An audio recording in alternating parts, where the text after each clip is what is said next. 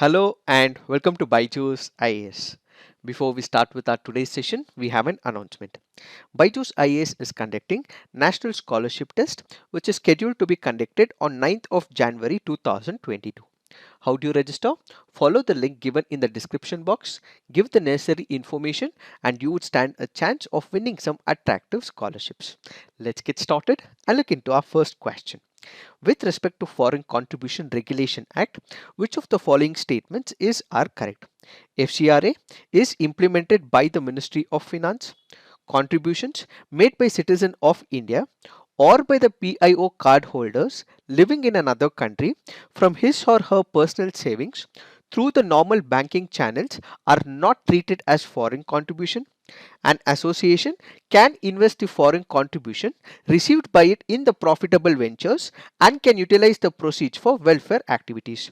Which of the statements are correct? The answer to this is none.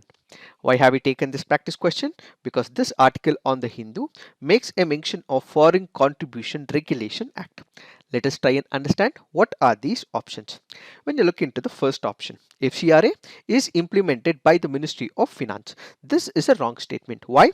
Because this is implemented by the Ministry of Home Affairs. So the first statement is wrong. When we look into the second statement, what does it say? It says that contributions made by the citizen of India, which means he is an NRI who is not in India but holds an Indian passport. He is a citizen of India. If this person sends some money to his relatives, to his parents, to his friends, that will not be counted as foreign contribution. But if a person is a PIO card holder, it means he is not a citizen of India, he is a citizen of some other country, but he is a PIO card holder. If this person happens to send some money, that comes under the foreign contribution. So the first part of the statement is right, but the second part of the statement is wrong. So this is also a wrong statement. When you look into the third statement, an association can invest foreign contribution received by it in the profitable ventures and can utilize the proceeds for welfare activity. This is once again a wrong statement. What do we understand by this? Let's say for example, I am a person who is running a company in a foreign country. What do? I want to ensure that there are some developmental activities which has to take place in India. So I look for an NGO. And I ensure that I put in some money to this NGO. This NGO has to utilize the money that I have sent from a different country only for a designated purpose. What is this purpose? What is the NGO registered for? Is it for the educational purpose? Is it for the health purpose? So if the company is sending the money to the NGO, it has to use the money only for that designated purpose. It cannot use this money for any commercial activity. It cannot generate profits from it and still use it for welfare activity. So it means money received from any company or from any other country should be utilized only for the designated purposes and cannot be used as investment or for any other commercial activity. So it means that the NGO will not be able to invest on any profitable ventures or for the commercial activity. The third statement is also wrong. So all the statements are wrong. So the answer to this is none. Now let's look into the next practice question. Consider the following statements.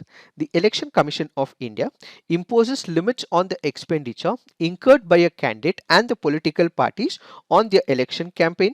If a candidate has not filed his or her statement of expenses within the required time period, the Election Commission, after consultation with the President, has the authority to declare him or her to be disqualified for a period of 3 years. A candidate is not allowed to spend more than the maximum limit of election expenses. Which of the above statements are incorrect? Since it is asking for the incorrect statement, the answer to this is 1 and 2 only. Why have we taken this practice question? Because this article on the Hindu makes a reference to the expenditure limit for the Lok Sabha. Let us try and understand what are these options. When we look into the first option, the Election Commission of India India imposes limits on the expenditure incurred by a candidate and not for the political parties. So it does not make any stipulations for the political parties, but it is only for the candidate. It makes no reference to the political parties, but a candidate has a limitation as to what amount he can incur when it comes to the election expenses. So what are election expenses? Let's say for example, there is a candidate contesting from a Lok Sabha seat, or there can be a candidate who is contesting for the assembly seat. Every person who is contesting would be able to spend the money in his constituency for placards, for advertising, so on and so forth. So for a candidate to contest in an election, he will require the money so that he would be able to give it on the advertisement and many other purposes as well. So there is a limit prescribed by the Election Commission of India only for that candidate, only for that person, and not for the political party. So basically, when we speak about the election expenditure, this will have to be notified to the district election officer within 30 days from the date of election. How much the candidate has spent has to be notified to the district election officer. If it is not notified, the election commission need not have to consult the president. On its own, it has the authority to declare him or her to be disqualified for a period of 3 years. So this means the consultation with the President of India is not required. So the second option is wrong. The first option is wrong. However, the third option is right. A candidate is not allowed to spend more than the maximum limit of election expenses. That is what the law says, but we know how it happens. We know that politicians or candidates spend a huge amount of money when it comes to that particular constituency. In fact, we also have the former Prime Minister Atal Bihari Vajpayee ji, who said, and I quote, Indian politicians start their legislative careers with a lie, the false spending returns they submit. So according to Election Commission of India, there is a limit. They're not supposed to go beyond this particular limit, but what happens? Candidates do spend and it becomes unaccountable as well. So the article goes on to say, ahead of the assembly polls in 5 states, the expenditure limit for candidates for Lok Sabha constituency was increased to 75 lakh from 54 lakh and 95 lakh from 70 lakh depending on the state, while the spending limit for assembly constituency was hiked from 20 lakh to 28 lakh and 28 lakh to 40 lakh, says the Election Commission of India. Now let's look into the next practice question. The Kyodeo National Park is in the state of Rajasthan, Madhya Pradesh, Gujarat, Himachal Pradesh. The answer to this is Rajasthan. Why have we taken this practice question? Because this article here makes a mention of Kyodeo National Park. Where is it present? It is present in the city of Bharatpur, located in the state of Rajasthan. It is home to more than 360 species of permanent and migratory birds. It is a Ramsar site under the Wetland Convention, and it was also designated as a UNESCO World Heritage Site in 1985. Added to this, it is the only park in India that is completely enclosed by a 2-meter high boundary wall that minimizes the possibilities of any encroachment and biotic disturbances. These are some of the important pointers from the preliminary examination point of view. Now let's look into the next practice question. Which of the following countries is are part of the Collective Security Treaty Organization? Armenia, Belarus, Kazakhstan, Kyrgyzstan, Russia, Tajikistan. The answer to this is 1, 2, 3, 4, 5, 6. All these countries are part of Collective Security Treaty Organization. Why have we taken this practice question? Because this article on the Hindu makes a mention of Collective Security Treaty Organization. Let us try and understand what is this issue all about. Currently in the country of Kazakhstan, it is experiencing worst street protest. Why? That is because of multiple reasons. What started as a fuel price hike issue eventually went on to become a political issue, eventually goes on to become the livelihood issue as well. What exactly happened? Of the 5 Central Asian republics that gained independence from the Soviet Union back in the year 1991, Kazakhstan is by far the largest as well as the wealthiest. You have 5 Central Asian countries. You consider these 5 Central Asian countries, Kazakhstan happens to be one of the richest among these 5. It spans a large territory. It also has vast reserves of oil, natural gas, uranium and other precious metals as well. The point to be noted is that it has large reserves of oil and natural gas.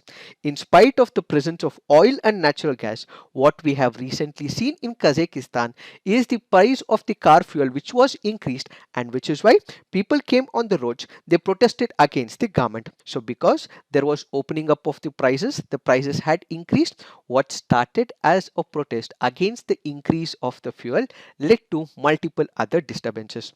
There are financial hardships in Kazakhstan.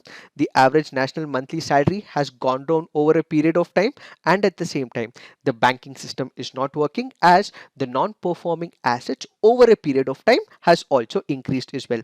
The people also assumed that the political system is not right, it is authoritarian in regime, and there is a lot of corruption in the system, and as a result thousands of people have hit the cities, and they have wanted to ensure that the authoritarian regime is taken off and they are provided with their rights as well. Because the president of Kazakhstan is not able to control the protests, government buildings also came under a lot of assault. Some of the government buildings were even captured as well, which is why we have the president of Kazakhstan who immediately appeals for help from the Collective Security Treaty Organization. So what is this organization all about? This is a Moscow-led military alliance. It has about 6 countries: Russia, Armenia, Belarus, Kazakhstan, Kyrgyzstan and Tajikistan, where it is a military alliance where if there is an external threat, all these countries cooperate together to eliminate the external threat. But in the present situation, it is also called for an internal issue.